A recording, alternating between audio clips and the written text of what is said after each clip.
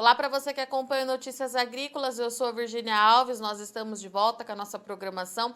A gente está com uma semana especial para a Semana da Água, o Dia da Água é comemorado hoje, dia 22 de março, e a gente começa então essa programação falando sobre as condições do solo hídrico aqui do Brasil. A gente sabe que o país enfrentou aí um clima muito adverso no ano passado, as chuvas retornaram, a gente teve inclusive aí um excesso de chuvas nas últimas semanas para a região da soja, ali no centro-norte do Mato Grosso, mas para a gente entender o que aconteceu qual é o cenário atual, eu convido agora Paulo Centelhas, CTO da Agrimet, professor da Exalc USP, grande parceiro aqui do Notícias Agrícolas. Seja bem-vindo, Paulo. Obrigado, Virgínia. Sempre um grande prazer estar com vocês aqui.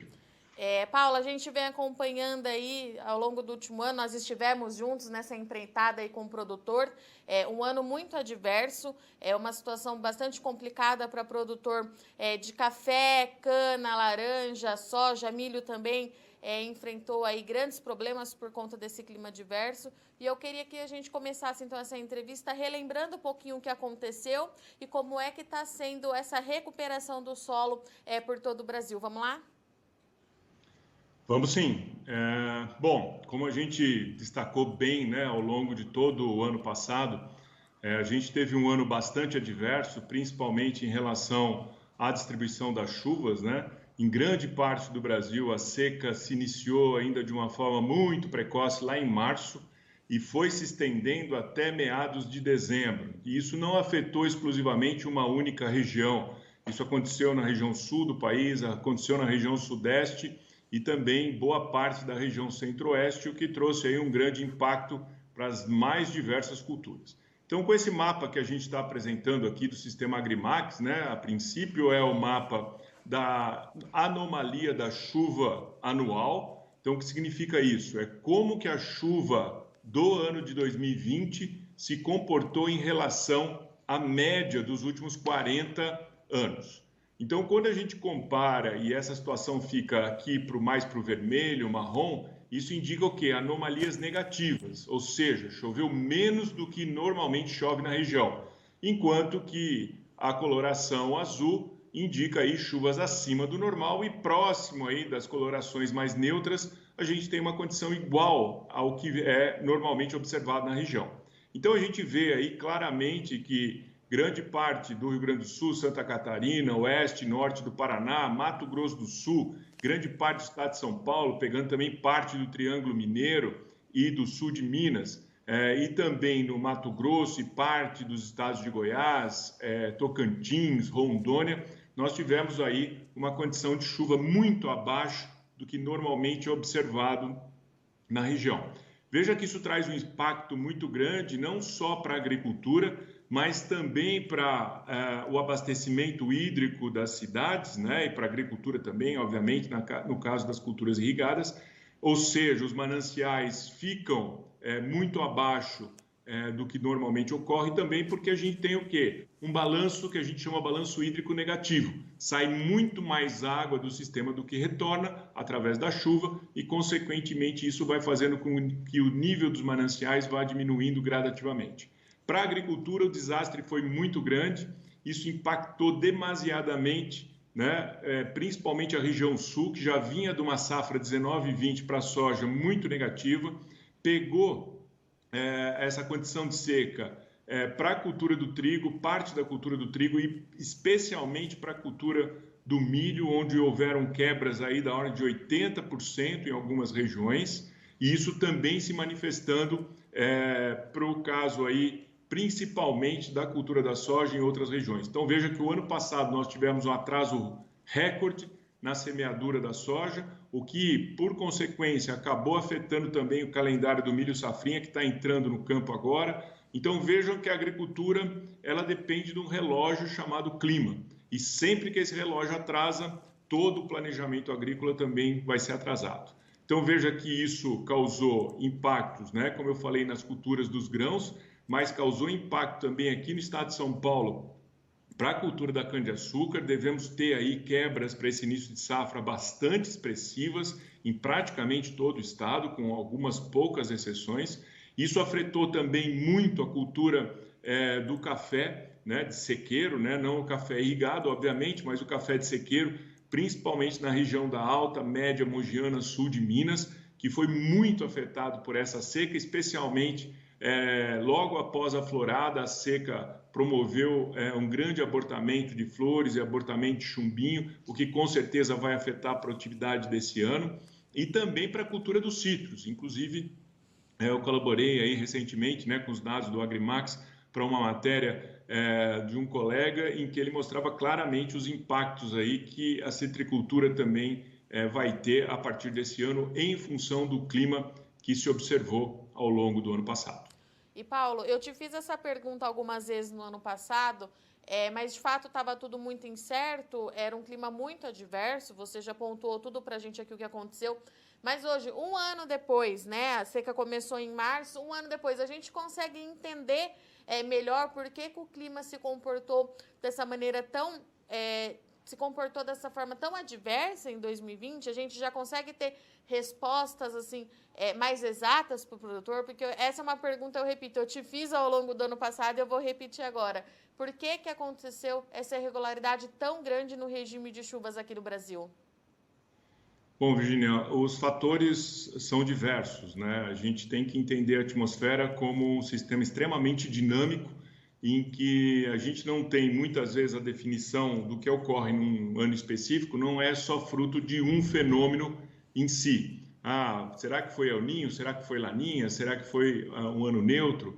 Bom, isso está associado também com outras condições. Então vejam que quando a gente fala em regime de precipitação, em condições também térmicas, muito disso tem a ver com os sistemas circulatórios que ocorrem na atmosfera. Então, um desses sistemas de circulação é influenciado pelo aquecimento ou resfriamento das águas do Pacífico Equatorial, que a gente conhece como o El Niño Oscilação Sul, que tem a fase quente El Niño, a fase fria Laninha. Só que além desse sistema de circulação, a gente tem outros sistemas de circulação que, por sua vez, acabam por afetar, em conjunto com esse sistema mais amplo que é o El Niño, acaba afetando o que acontece com o regime de precipitação em várias partes, não só do Brasil, mas também da América do Sul e do mundo.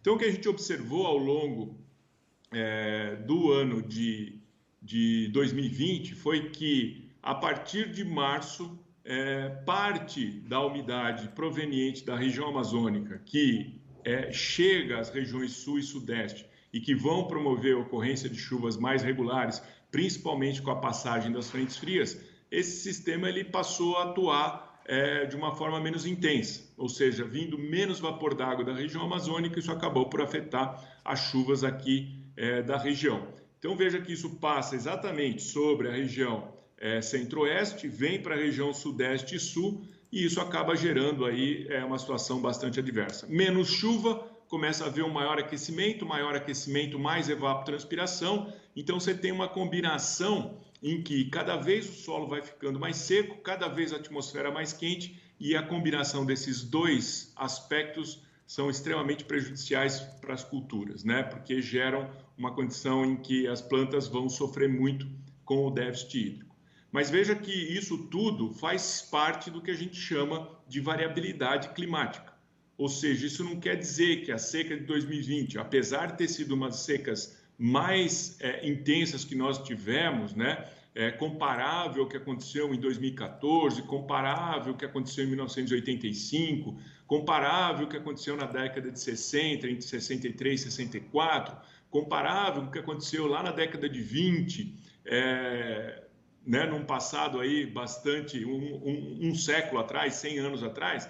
Ou seja, esses fenômenos, eles ocorrem de tempos em tempos, são mais raros, mas eles podem ocorrer.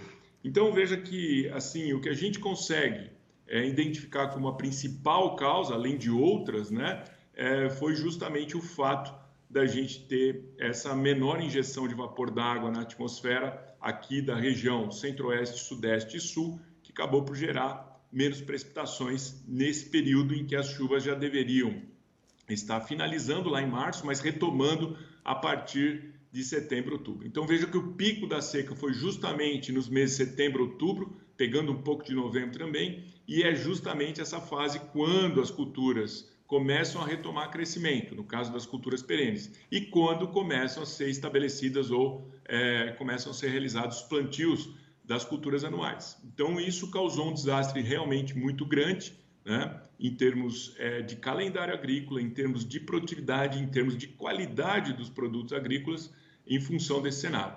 Por outro lado, a gente vê pelo mapa também que outras regiões, como, por exemplo, o oeste da Bahia, parte do Mato Piba ali, ficou numa situação um pouco mais favorável, ou seja, chuvas acima do normal. Mas lembrando que a gente está olhando aqui um mapa da chuva anual, que não necessariamente representa um mapa ou uma fotografia, né, do que aconteceu ao longo do ano de 2020, ou seja, a gente não está vendo a distribuição da chuva. Então, esse ponto também é importante, porque eu posso ter uma situação em que a chuva tenha sido acima do normal, mas a distribuição, sendo irregular, pode ter afetado drasticamente as culturas. E, Paulo, a partir de dezembro, a gente começou a observar, então, uma regularização das chuvas, chegada, então, efetivamente, aí da estação chuvosa. Como é que aconteceu essa chuva para a recuperação do solo? Ela foi generalizada, continuou irregular? Como é que tem sido aí esses primeiros meses de 2021? A gente já recuperou aquele intenso déficit hídrico que a gente tinha nas regiões que você já pontuou, sul, sudeste, centro-oeste? Como é que estão as condições nesse momento, perdão? Bom, a partir de dezembro a gente realmente teve aí chuvas um pouco melhores, né?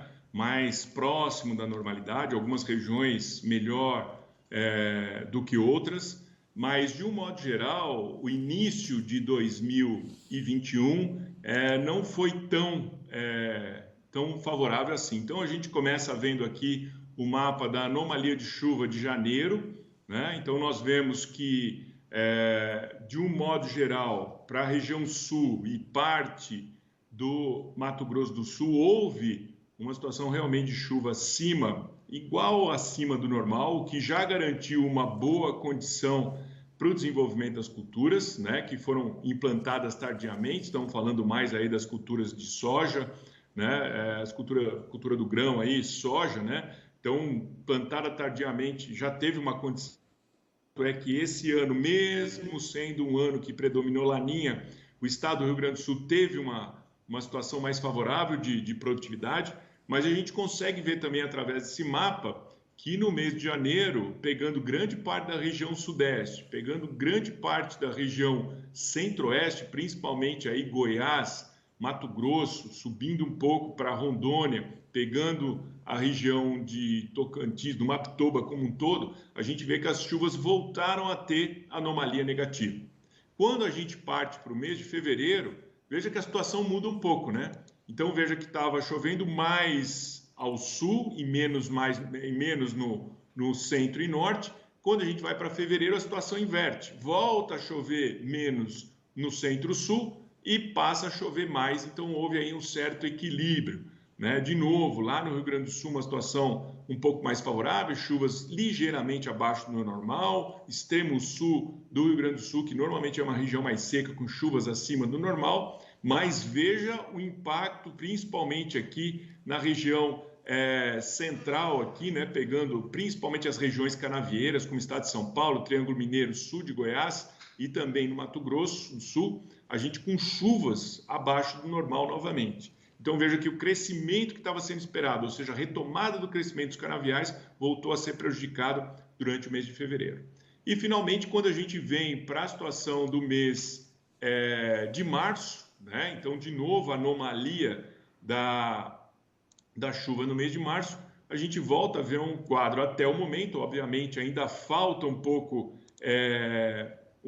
aí de dias, né? Faltam alguns dias, estamos no dia 22, ainda temos 9 dias aí para fechar o mês.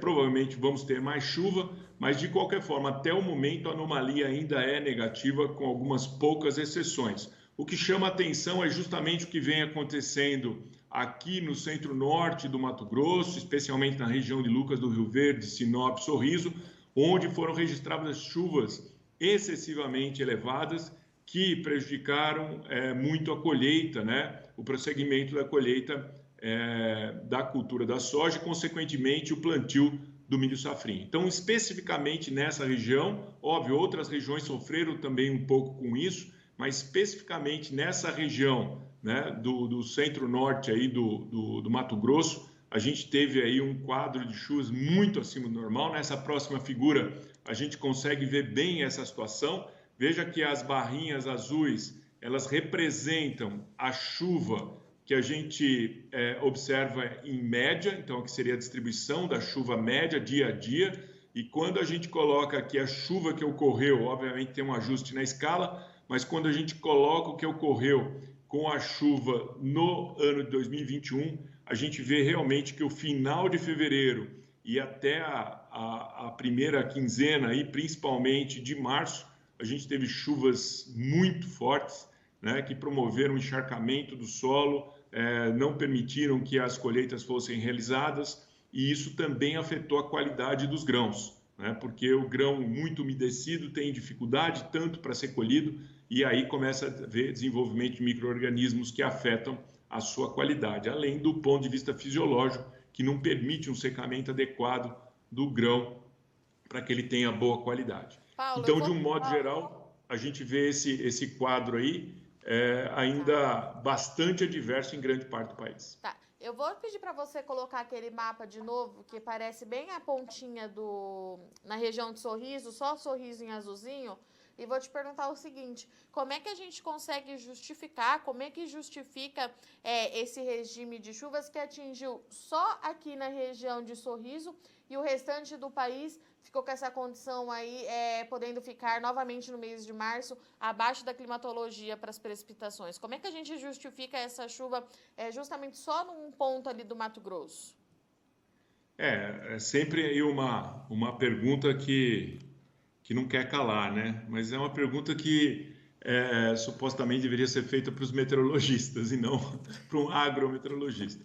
Mas, de qualquer forma, o que a gente vê é que eventos como esse, a gente acaba tendo células de formação, aí, uma área de baixa pressão que acaba favorecendo a estagnação de uma célula de convecção, principalmente alimentada aí pela umidade, muito provavelmente da região amazônica, que gera todo esse volume de chuva. Realmente é algo que chama muito atenção, muito fora do padrão normal, mas, de novo, isso faz parte da variabilidade, não é a primeira vez que isso acontece e não vai ser a última, né? Muito provavelmente, em algum momento do futuro, devemos ter essa situação, né? Por quê? Porque a melhor janela para realizar a semeadura, isso não estaria sendo um problema se a gente tivesse tido o calendário agrícola normal, ou seja, o pessoal ter plantado a soja no início até meados de outubro, né, estaria colhendo a soja em janeiro, plantando milho em janeiro, fevereiro e, portanto,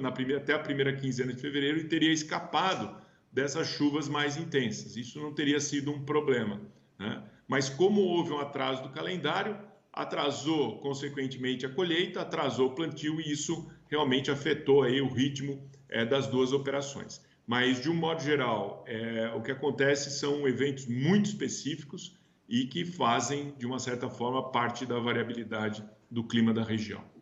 Tá. E, Paulo, diante de todo esse cenário que você traçou para a gente, explicou agora para a gente, como é que estão, então, as condições dos solos de modo geral e o que chama atenção, no que a gente deve ficar alerta daqui para frente? Eu sei que você tem aquele outro mapa que mostra bem também a distribuição. Eu queria que a gente falasse um pouco disso. E para o milho safrinha, Paula, ali na região de Sorriso, a gente acompanhou com o produtor, claro, de forma atrasada e de forma mais lenta, conseguiu fazer a colheita da soja e plantou esse milho, acredito eu que com o solo encharcado, porque tinha bastante água, não teve tempo hábil para drenagem de tudo isso.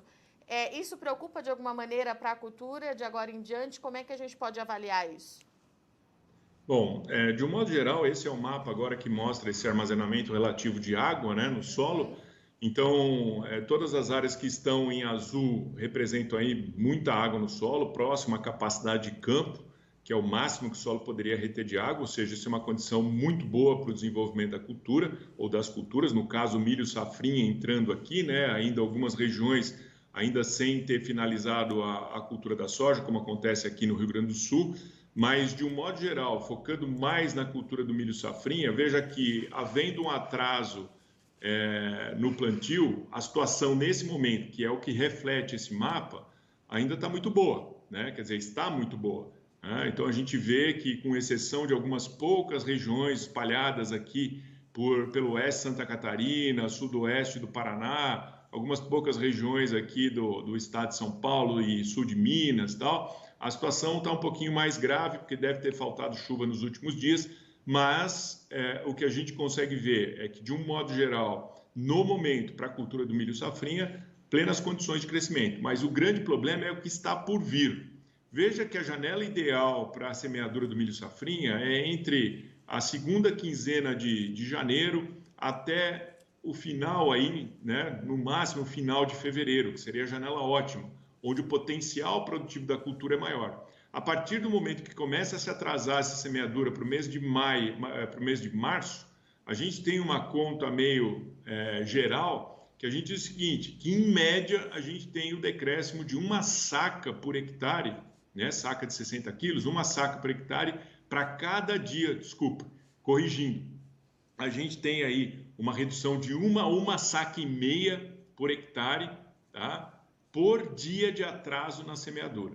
Então, veja, quem não conseguiu finalizar, lógico, o pessoal vai fazendo o plantio de forma gradativa, não consegue, às vezes, dependendo do tamanho da propriedade, plantar tudo no mesmo dia, né? A gente deve estar muito próximo de chegar em 100% da área plantada agora, mas veja, a gente está chegando no final de março. Então, esse atraso de janeiro, fevereiro para março, isso trouxe aí uma redução de expectativa da produtividade em decorrência